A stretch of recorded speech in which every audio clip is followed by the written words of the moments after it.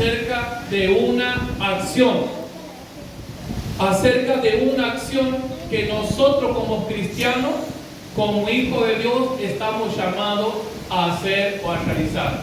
Esta es una acción que desde el Antiguo Testamento Dios ha llamado hombres. En la Biblia tenemos en el libro de Hebreos capítulo 11 nos habla acerca de los héroes de la fe. La gran mayoría, todos, mejor dicho, los que son llamados héroes de la fe, también los identifica esta acción. Dice la Biblia en el libro de Génesis capítulo 18, ese pecado, esa abominación ha llegado a la presencia del Señor. Y Dios ha decidido ponerle un punto final a esa abominación. Dios ha decidido consumir o matar a todos los habitantes de la ciudad de Sodoma y Gomorra. El punto es que en aquella ciudad llamada Sodoma y Gomorra, dice la Biblia que habitaba un hombre justo. ¿Cómo era el nombre de aquel varón? Justo dice. El nombre de aquel varón que era justo era llamado Lot. Lot con su esposa y sus hijas vivían en la ciudad de Sodoma. Dios envía ángeles a Abraham diciendo lo que iba a hacer en aquella ciudad.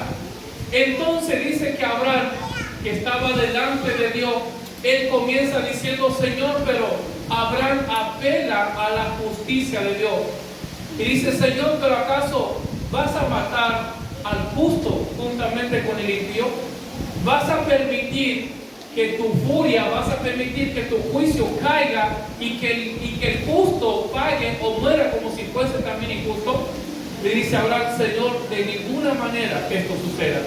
Comienza una conversación entre Abraham y Dios. Y le dice Abraham a Dios: si en aquella ciudad hubiera 50 justos, ¿matarías a toda esa ciudad? Y Dios dice: no lo haré por amor a los 50. Dice Abraham nuevamente: Señor, y si en aquella ciudad faltaran 5 personas de los 50, dice Dios: no lo haría, no lo consumiría la ciudad por amor a los 45. Continúa hablando Abraham con Dios. Dice: Señor, disculpa ahora que he comenzado a hablar tu siervo. Y si en aquella ciudad hubiera 40 personas justas, dice Dios: no lo haría por amor a los 40 justos. Nuevamente Abraham: Señor, y si en aquella ciudad hubiera 30 justos, dice Señor: no lo haría por amor a los 30.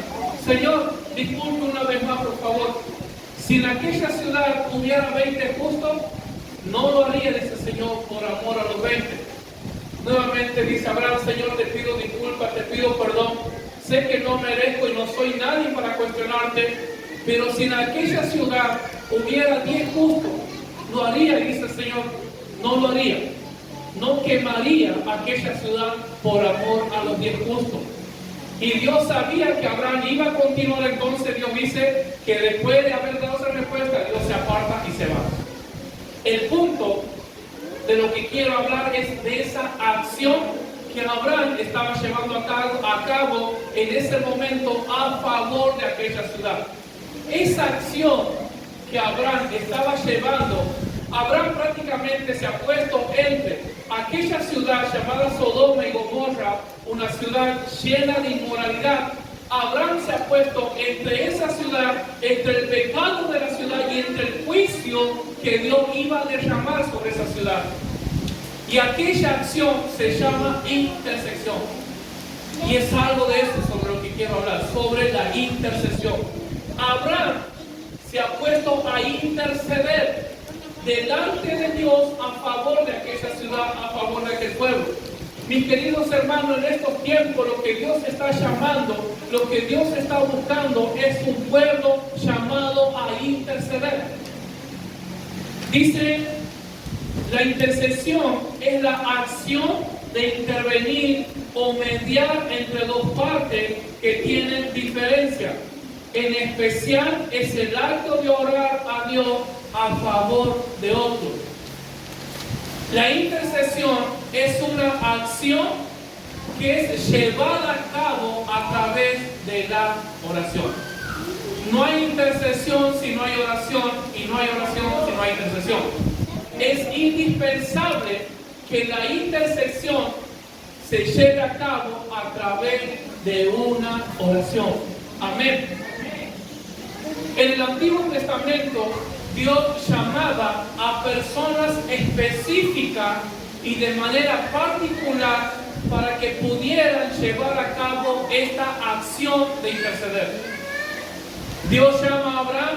Abraham intercedía por su familia. Vemos a Abraham intercediendo por la ciudad de Sodoma y Gomorra.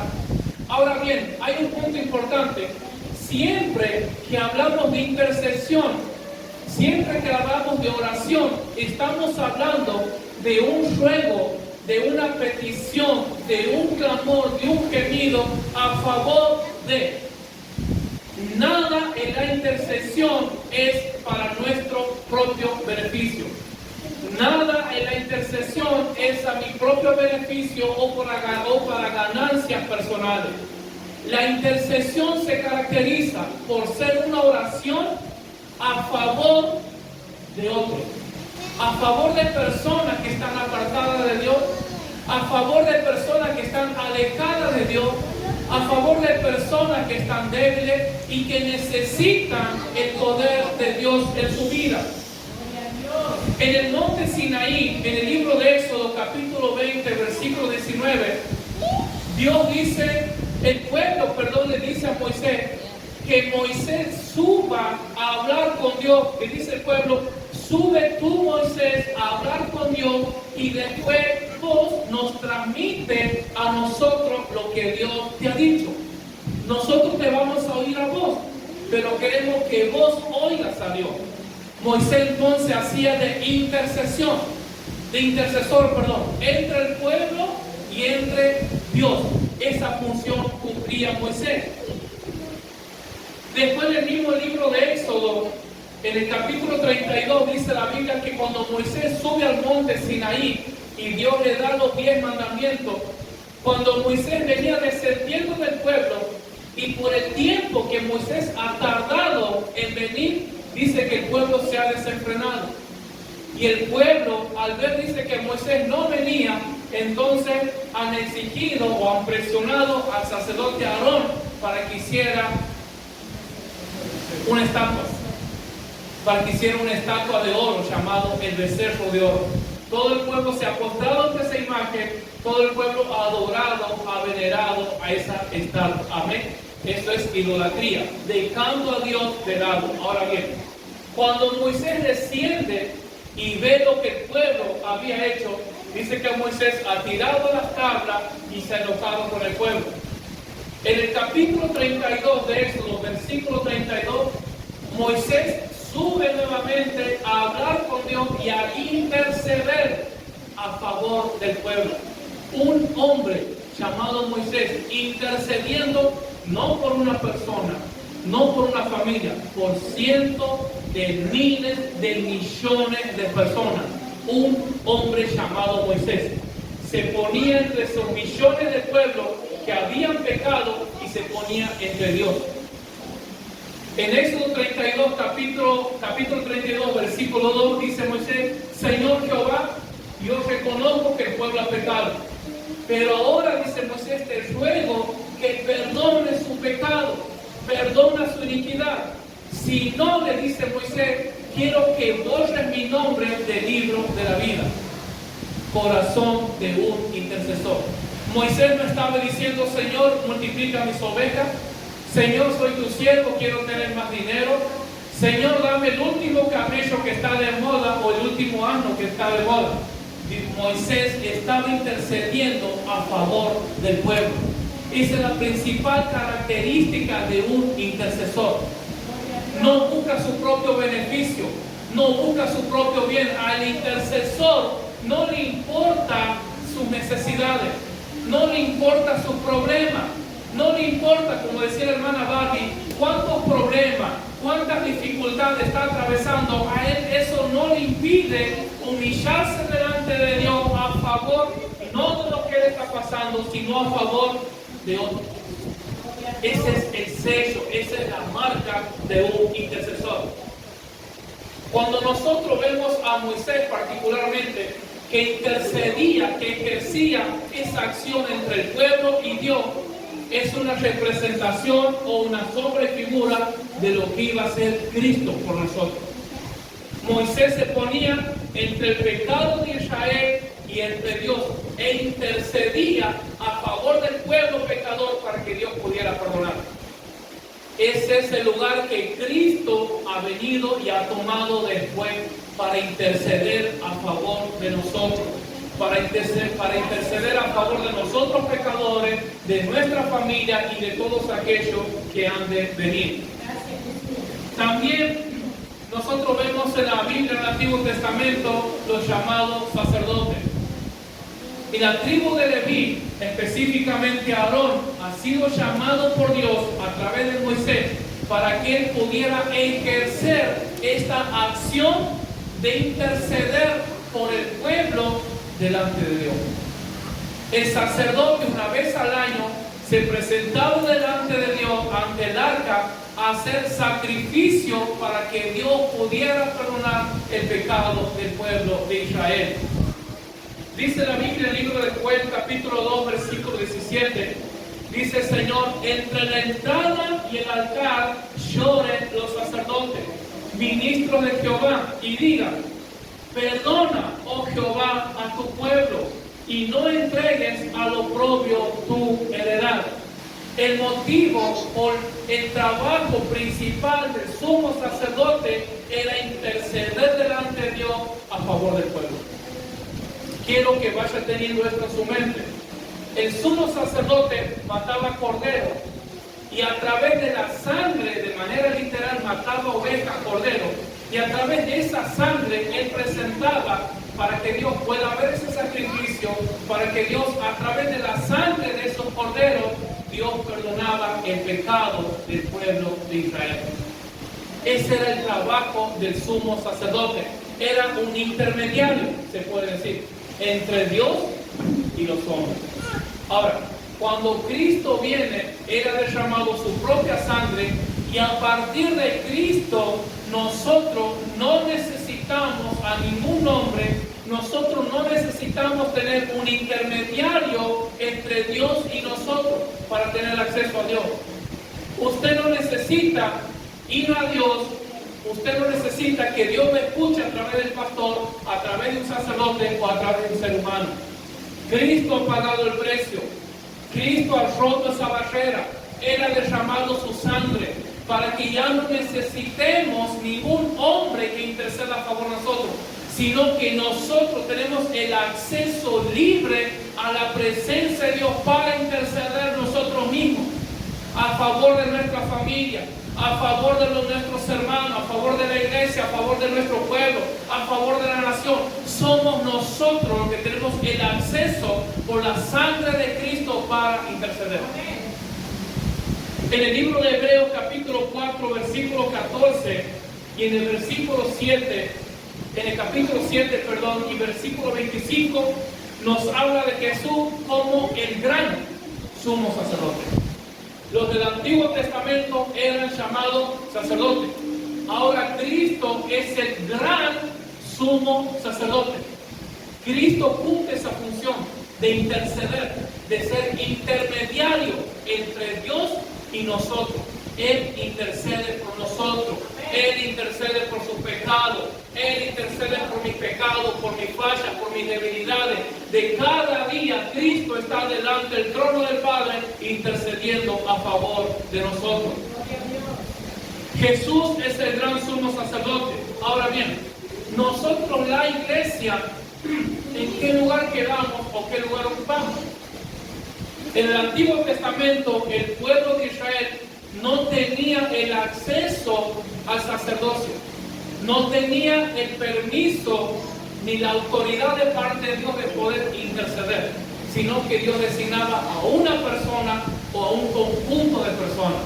Dios designaba sacerdotes, profetas, jueces o reyes para que pudieran interceder. Nosotros, dice la Biblia en 1 de Pedro, capítulo 2, versículo 9, la iglesia es ahora un real sacerdocio. sacerdocio.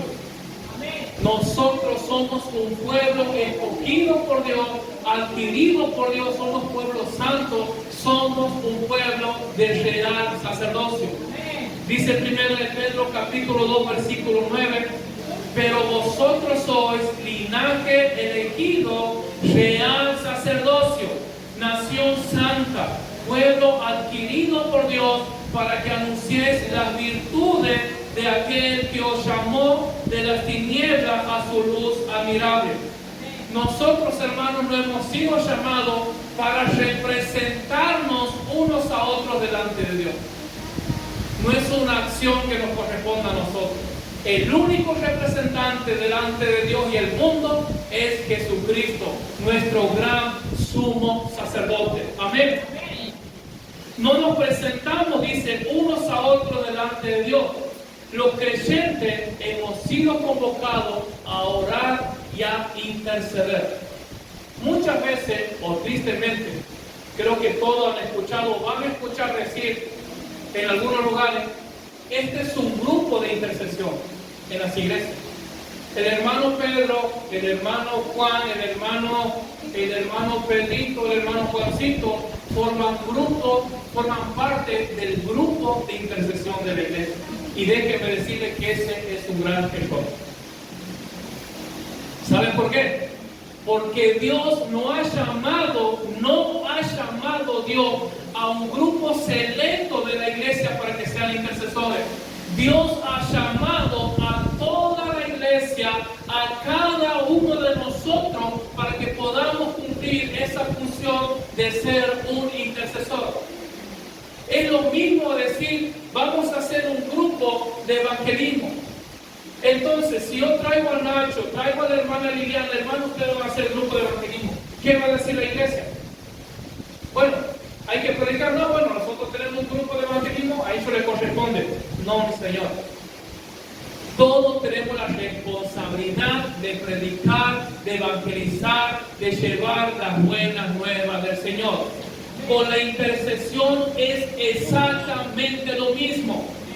Pero ¿sabe cuál es el problema?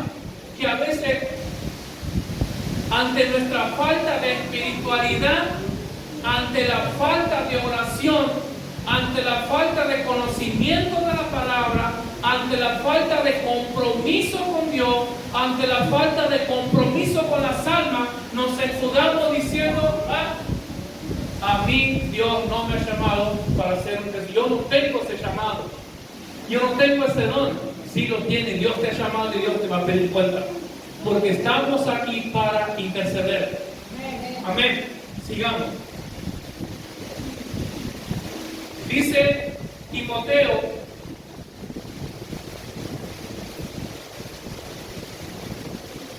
vayamos al libro 1 de Timoteo. 1 de Timoteo, capítulo 2, versículo 1, dice el apóstol, exhorto ante todo. Debemos tener en cuenta que Pablo está hablando a la iglesia. Pablo no está hablando a una persona, a un grupo, a un pastor. Pablo está hablando a toda la iglesia. Y esta noche dice el Señor a la iglesia, cuenta conmigo.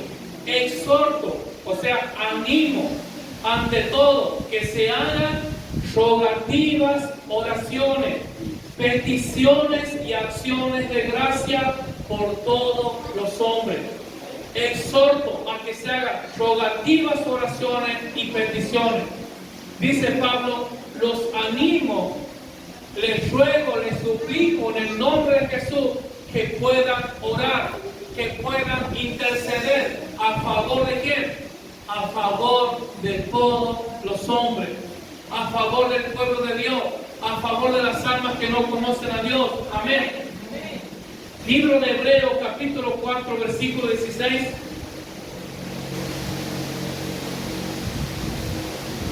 Dice la palabra, acerquémonos pues confiadamente, ¿a dónde? Al trono de la gracia, para alcanzar misericordia y hallar gracia para el oportuno socorro. Escuchen, hermano, presten mucha atención. En el Antiguo Testamento, Dios manda a Moisés que Moisés haga un arca llamada el Arca del Pacto. Esa arca para el pueblo de Israel representaba el trono de Dios. Esa arca representaba la misma presencia de Dios. Dice la Biblia que cuando el pueblo quería buscar a Dios tenía que acercarse al arca. Cuando Moisés quería, escuchen, cuando Moisés quería interceder, orar a favor del pueblo tenía que acercarse al arca. ¿Por qué? Porque esa arca es donde estaba Dios. Ahí moraba la presencia de Dios. Ahí Dios descendía. Ahí Dios manifestaba su poder. Ahí Dios se daba a conocer a su pueblo a través de esa arca. Ahora nosotros no tenemos ningún arca de pacto. Pero escuche lo que dice Hebreo. Acerquémonos confiadamente al trono de la gracia. Mi querido hermano, cuando usted ora, cuando usted se tira sobre sus rodillas para orar, cuando usted se tira en el piso para orar, usted no está en el piso de su casa, usted no está en el piso de la iglesia. Cuando usted dispone su corazón a orar, su cuerpo está aquí, pero su espíritu, ¿en dónde está? Delante el trono del Padre. Pero ¿qué pasa? El enemigo nos ha hecho creer que como yo estoy de rodillas aquí, todo funciona aquí. No funciona de esa manera. Cuando nosotros oramos, nos presentamos delante del trono de Dios. Ahí nos presentamos, ahí nos posicionamos. Dice Jesús, dice el apóstol Pablo en Efesios, bendito sea el Dios y Padre de nuestro Señor Jesucristo, que nos bendijo con toda bendición espiritual en los lugares celestiales, donde estamos sentados juntamente con ¿quién? Hermano, estamos sentados en lugares celestiales juntamente con Cristo. Pero nuestra mente es tan pequeña, nuestra mente es tan mínima que esto no provoca nada. A veces estamos tan mal, a veces estamos llevando una vida tan desordenada y tan fría que cuando la palabra del Señor nos dice, está sentado en lugares celestiales, nosotros no se mueve un pelo. Es como si nos dijera, no sé, mañana juega Central Córdoba, mira, bueno, como yo no soy hincha, entonces mucho no me provoca. Pero al que es hincha del Central y usted le habla algo del equipo, se le eriza la piel, algo pasa dentro de él. ¿Por qué? Porque la pasión viene de ese equipo. Pero qué triste para el Señor, cuando la palabra de Dios dice, hijo mío, dice el Señor, tú estás sentado en lugares celestiales, tú estás sentado en lugares espirituales juntamente con Cristo, y a nosotros no se mueve un pelo. Nada, incredulidad. Y después nos preguntamos, ¿por qué no crezco? ¿Por qué no avanzo? ¿Por qué no crezco lo que dice la palabra? Si nosotros pudiéramos creer estas dos acciones, de que cuando usted ora, usted se está presentando delante del trono del Padre, su espíritu no está en la tierra, su espíritu no está en el suelo, su cuerpo está aquí, pero su espíritu se presenta delante del trono del Padre para interceder, para clamar, para implorar, para orar, para llorar, para derramar su alma a favor de otros. Nunca nos olvidemos, cuando usted ora, usted se presenta ante el trono del Padre. Usted no es cualquier cosa, usted no es un fracasado, usted no es un frustrado. Dios no se ha equivocado con usted. El enemigo lo quiere hacer creer que Dios se ha equivocado. El enemigo le quiere hacer creer que Dios para usted no tiene planes, que los planes únicamente para el pastor, para el que predica. No, mi querido hermano. La palabra de Dios dice que cada uno de nosotros estamos sentados en lugares celestiales juntamente con Cristo. Estamos sentados en lugares celestiales juntamente con Cristo. Yo no sé si usted alcanza a entender, comprender un poquito lo que eso significa. Por más que yo le hable, por más que yo le explique, Pero es usted el que tiene que decir: Espíritu Santo, ayúdame a entender dónde estoy sentado. Espíritu Santo, ayúdame a entender, a comprender que no soy un fracasado, que no soy un error, que no estoy aquí por casualidad, que no estoy aquí por suerte, que no estoy aquí porque me han traído. Estás aquí porque Dios te ha escogido. Estás aquí porque Dios te ha llamado. Estás aquí porque estás sentado en lugares celestiales juntamente con Cristo Jesús. Estás aquí porque Dios quiere usar tu vida. Estás aquí porque Dios tiene planes, Dios tiene propósitos. Estás aquí porque el Espíritu Santo, que es la presencia de Dios, mora dentro de tu vida. Estás aquí porque tu cuerpo es templo del Espíritu Santo de Dios. Estás aquí porque sos un hijo de Dios. Estás aquí porque sos un pueblo de real sacerdocio para Dios. Por eso estamos aquí. Gloria a Dios. Gracias, Señor. Así que cada vez que vaya a orar, tenga presente esto. Mi cuerpo está aquí, pero mi espíritu está allá. Piense por un momento en esto. Usted tiene una necesidad, usted tiene un problema. Y usted sabe que el presidente de la nación puede dar esa solución.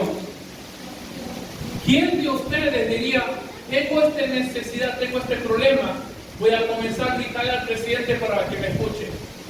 Ninguna persona en su sano juicio podría hacer eso. ¿Por qué? Porque sabemos que para que el presidente nos solucione, debemos tener acceso al presidente.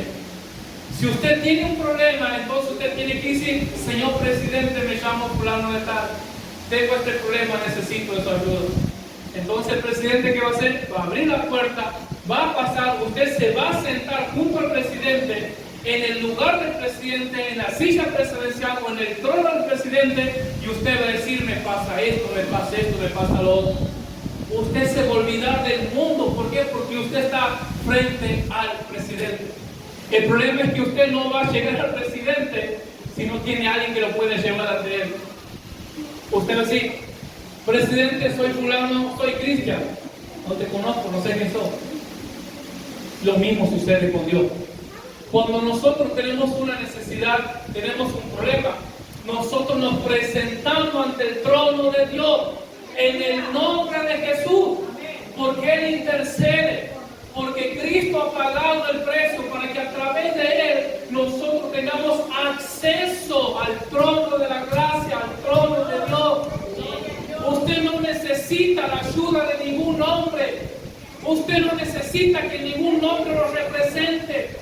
Usted mismo puede doblar su rodilla y puede decir: Padre, en el nombre de Jesús me presento ante el trono de tu gracia. Gloria a Dios.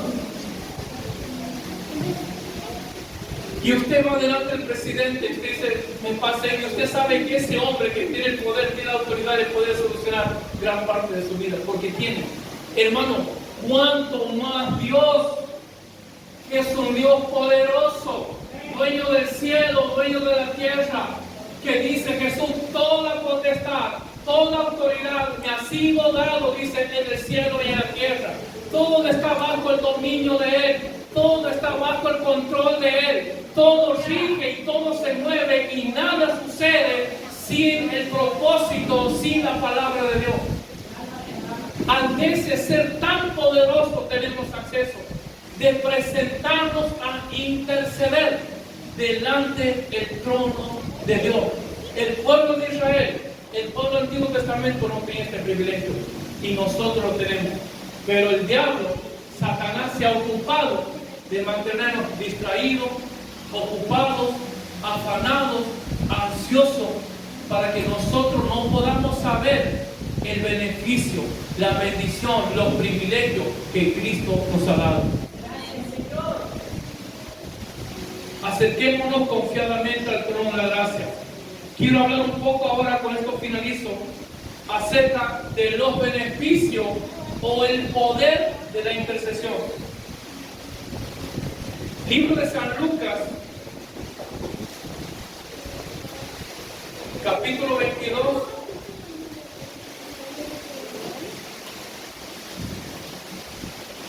San Lucas capítulo 22, versículo 32. Dice Jesús, dijo también el Señor: Simón, Simón, he aquí Satanás os ha pedido para zarandearos como a trigo, pero yo he rogado por ti que tu fe no falte, y tú, una vez vuelto, confirma a tus hermanos. Satanás, dice Jesús, Pedro, Satanás te ha pedido para zarandearte, pero dice Jesús, Pedro, yo me he adelantado a tu prueba, yo me he adelantado a tu dificultad, yo me he adelantado a tu proceso, yo me he adelantado a la tentación que vos vas a vivir. ¿Cómo se ha adelantado Jesús el proceso de Pedro? ¿A través de qué? ¿A través de qué? A través de la oración, a través de la intercesión. Jesús se ha adelantado en el tiempo de manera espiritual para el proceso que Pedro iba a pasar. Entonces, para cuando el proceso ha llegado, que Satanás lo quería zarandear, sacudir a Pedro, Jesús ya se había adelantado a través de la intercesión. Ya Pedro tenía la fortaleza asegurada, Pedro tenía la fe garantizada de que él no iba a fallar. Y ha fallado. Pero como Jesús se ha adelantado, Pedro tenía la fortaleza para levantarse, para restaurarse y para continuar amando al Señor. El punto es este, hermano, a través de la oración, a través de la intercesión, nosotros nos podemos adelantar al tiempo espiritualmente. Para los que no conocen nuestras locuras, por eso dice Pablo que la Biblia, que la palabra de la cruz es locura para los que se pierden, pero para nosotros no. Cuando usted ora, cuando usted intercede, usted se está adelantando al proceso.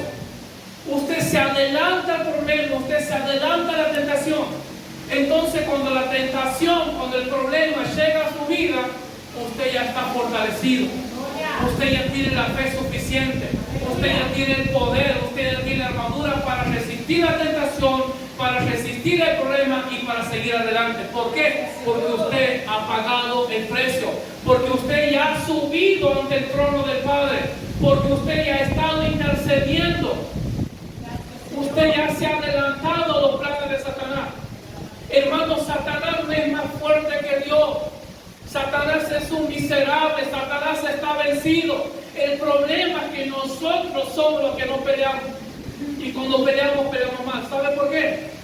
No oramos, no leemos la Biblia, no consideramos importante venir a la iglesia y congregarnos. Viene el problema, viene la dificultad, viene la tentación y caemos. Y ahí queremos orar, ahí queremos interceder. ¿Sabe por qué caemos? ¿Sabe por qué pecamos deliberadamente? ¿Sabe por qué los vicios nos dominan? Porque no hay oración, por falta de oración, porque no somos personas de intercesión. Por eso no tenemos la fortaleza, por eso no tenemos la fe, por eso no tenemos el poder para vencer. ¿Cómo? ¿Pero acaso Dios no nos ha dado poder? Sí, Dios nos ha dado poder. Pero Dios nos ha dado una acción para que a través de esa acción llamada intercesión nos presentemos ante el trono del Padre. Y cuando nos presentamos ante el trono del Padre, el poder de Dios viene sobre nuestras vidas. La fortaleza de lo alto viene. La unción del Espíritu Santo viene. El Espíritu Santo te llena. El Espíritu Santo te capacita. La sabiduría viene. El entendimiento viene. La fe viene. El amor viene. La paz viene. Cuando oramos, cuando intercedemos, cuando nos presentamos ante el trono del Padre. Libro de Efesios.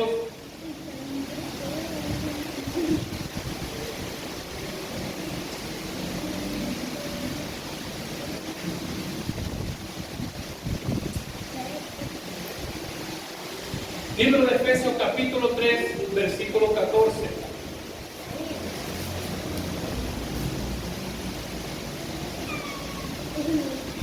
Tres 14 al 19 dice: el amor que excede todo conocimiento. Escuche, dice el apóstol Pablo: por esta causa doblo mi rodilla ante el Padre de nuestro Señor Jesucristo. Tenga presente esto, dice Pablo, por esta causa. ¿Cuál causa? Dice Pablo, por esta causa, por este motivo, por esta razón intercedo. Por este motivo doblo mis rodillas. Por este motivo me presento ante el trono del Padre. ¿Por qué motivo? Por esta causa doblo mis rodillas ante el Padre nuestro Señor Jesucristo, de quien toma nombre toda familia en los cielos y en la tierra. ¿Para qué? ¿Cuál es la causa? Versículo 16 explica la causa. Dice, para que os dé, conforme a la riqueza de su gloria, el ser fortalecido con poder en el hombre interior por su espíritu. Escuche esto. Dice Pablo, por esta causa doblo mis rodillas. Por esta causa oro, intercedo y me presento ante el trono. ¿Para qué? Dice, para que os dé conforme a la riqueza de ser fortalecido con poder en el hombre interior. Fortalecido con poder en el hombre interior. Fortalecido con poder en el hombre interior. Hermano, cuando usted ora, Pablo no está diciendo yo doblo mis rodillas para un beneficio propio. Pablo no está diciendo yo doblo mis rodillas para que Dios me saque un poco de los problemas o para que Dios deje de mandarme más problemas. Pablo no está diciendo doblo mis rodillas para que no me sigan azotando. A Pablo eso no le interesaba. A Pablo no le interesaba su propia vida.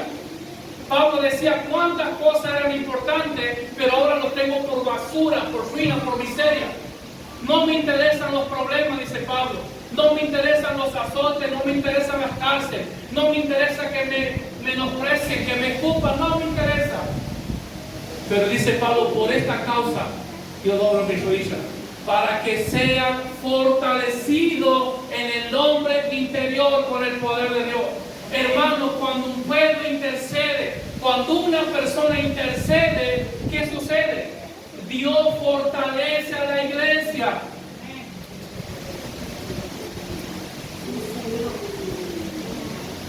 Hermano, cuando usted dobla su rodilla, ora, intercede a favor de la iglesia, Dios fortalece el hombre interior de esa persona. Dios fortalece con poder de lo alto la vida de su hermano, la vida de la iglesia o la vida de aquellas personas por la cual usted está intercediendo, orando. ¿Entiende la importancia de la intercesión, de la oración? ¿Entiende ahora por qué Satanás no quiere que usted ore? ¿Por qué Satanás lo preocupa? ¿Por qué Satanás le trae problemas? ¿Por qué Satanás lo quiere hacer dudar? ¿Por qué no quiere que usted ore? Cuando usted dobla su rodilla a favor de la iglesia, el hermano que está débil es fortalecido. El hermano que ha pensado en apartarse recibe el poder de Dios en su vida y se fortalece en el hombre interior. Todo eso sucede cuando alguien intercede. El ser fortalecido con poder en el hombre interior. Versículo 17. Segundo motivo, para que habite Cristo por la fe en vuestros corazones, a fin que arraigados y cimentados en amor, sean plenamente capaces de comprender con todos los santos cuál es la anchura, la longitud, la profundidad y la altura, y de conocer el amor de Cristo, escuche, y de conocer el amor de Cristo que excede a todo conocimiento, para que seáis llenos de la plenitud de Dios.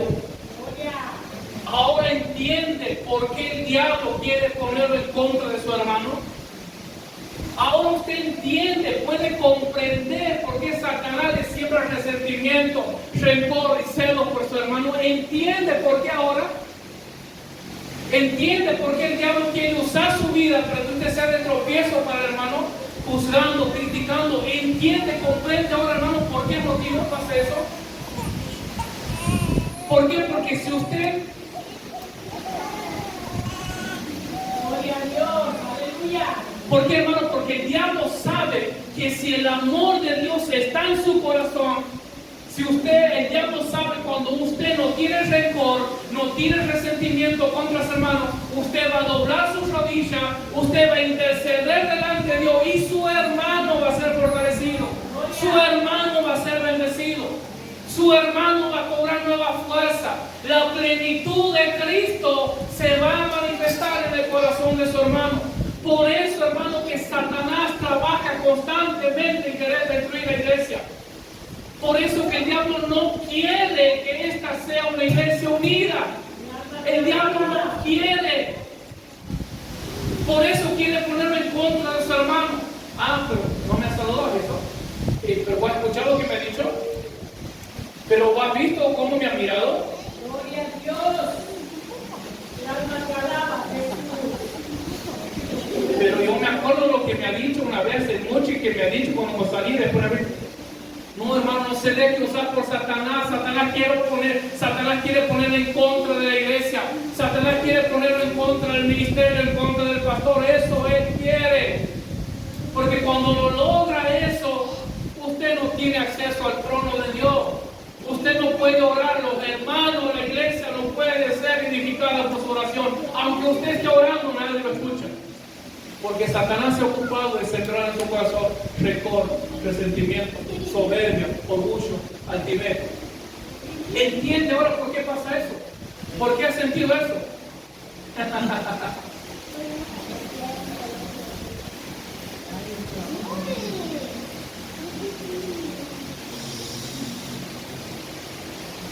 Cuando usted ora, el hermano conoce el amor de Cristo.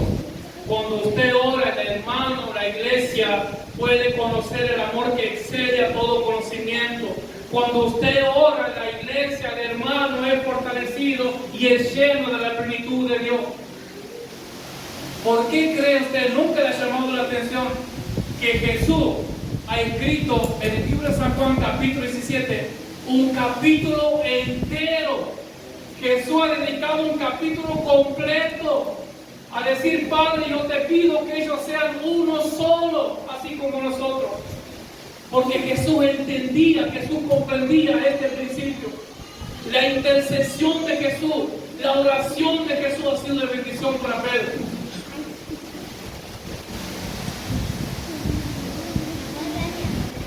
Libro de San Juan. San Juan capítulo 17, versículo 20. El poder de la intercesión. Dice Jesús: más no ruego, dice Jesús, solamente por esto, sino también por quién, por los que han de creer en mí por la palabra de esto. La oración, la intercesión es tan poderosa que podemos orar por nuestros hijos que todavía no han nacido. La oración, la intercesión es tan poderosa que Dios nos capacita, nos da la gracia para orar por aquellas personas que aún no han venido. Por mi hermano que todavía no se ha convertido. Por su esposo, por su esposa que todavía no está aquí. Pero la oración, a través de la intercesión, usted puede recordar que están juntamente con Cristo y clamar e interceder a favor de esa persona. Diciendo: Señor, gracias por mi esposo, porque él va a ser tu siervo. Aunque ahora usted lo vea que está, pero usted dice: che, pero es que cada día más perdido. Eso es lo que el diablo quiere que usted vea. Señor, gracias por la vida de mi esposa, porque va a ser una sierva. Aunque usted ahora lo vea, pero diciendo: bueno, eso que usted dice. Pero usted, a través de la intercesión, puede clamar, interceder, gemir a favor de esa persona. Decir: Señor, yo te doy gracias porque él va a ser un siervo de Dios. Yo te doy gracias porque va a ser una sierva, porque te va a servir. Señor, gracias porque es mi nieto. Señor, gracias porque de mi descendencia, de mis hijos, de mis nietos, de mis bisnietos, tú vas a levantar siervos, hombres y mujeres de fe. Señor, gracias porque de estos lomos, de esta descendencia, vas a levantar profetas, maestros, apóstoles, evangelistas que van a impactar el mundo, que van a ser usados por Dios para que cientos, miles de personas conozcan tu palabra. Gloria a Dios. ¿Qué le dice Dios a Abraham? De tus lomos, de tu descendencia, voy a hacer una descendencia sin número de tu hijo. Abraham no tiene ningún hijo. Eso es fe. Ver las cosas que todavía no han pasado. Ver, creer en lo que Dios va a hacer, lo que Dios va a obrar. Pero si no hay oración, si no hay intercesión, ¿qué queremos? El problema es que a veces queremos todo. pero no oramos, no intercedemos delante de Dios. No ruego, dice Jesús, solo por ellos, sino también por los que han de creer en mí por la palabra de ellos. Voy a entrar un poquito aquí.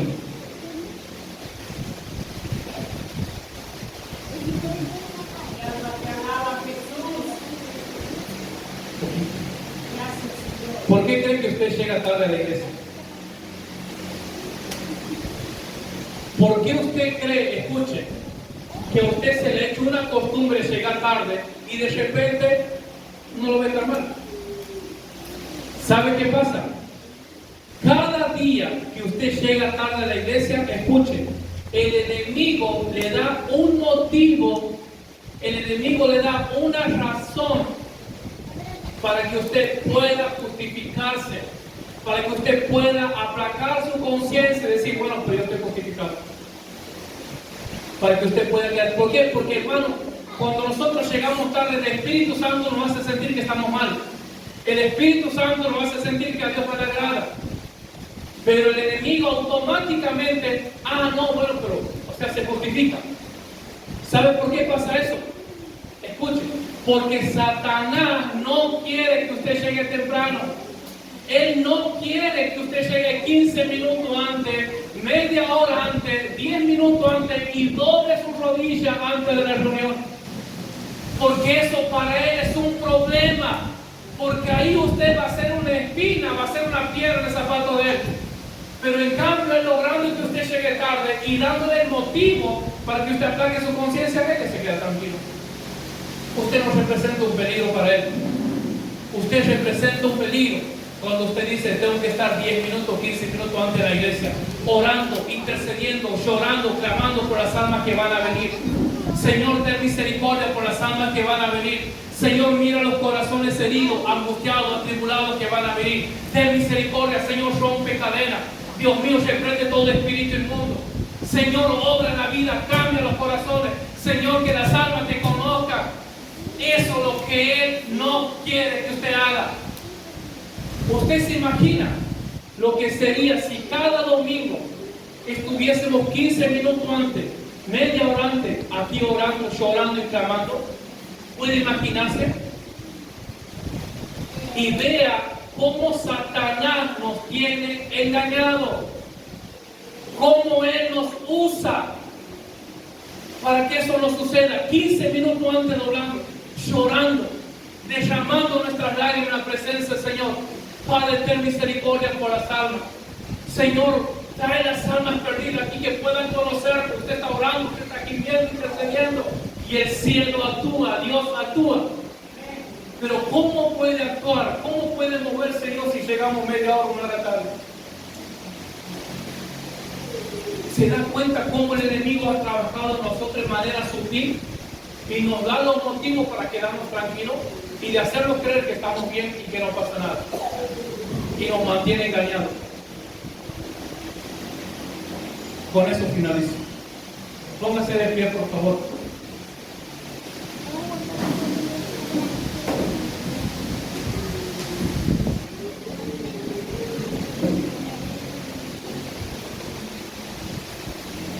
Acerquémonos confiadamente al trono de la gracia.